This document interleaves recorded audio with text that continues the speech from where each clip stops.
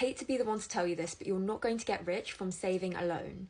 You have to eventually consider investing.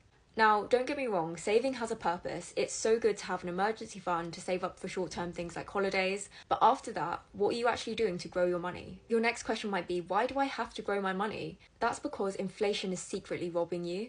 Let's say you've saved up £10,000 in cash, and you keep it in a traditional savings account with a high street bank that offers 0.5%. Well, in a year, you'll have earned £50, so you'll have £10,050. However, now you've got to factor in inflation.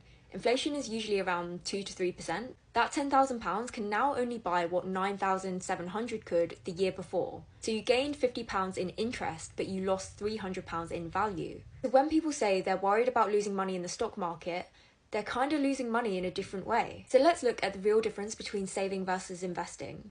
If you saved £1,000 a month for 30 years with an interest rate of 5%, at the end of it you'd have £834,000. Whereas if you did the same but invested £1,000 a month into, say, the S&P 500, at the end of that time horizon you would have 1.36 million. That is a difference of £526,000. And that 5% interest rate on the savings was rare because those fluctuate. This video isn't to pressure you to invest before you're ready. You should do things like pay off any debt, have an emergency fund, and do a lot of research and due diligence before you start investing. But it's just to demonstrate that investing for the long term can have so many more benefits than just saving. If you're curious about getting started with investing, I've linked my favourite platforms in the link in my bio, so check those out. If you enjoyed this video, give it a like and follow for more content from me.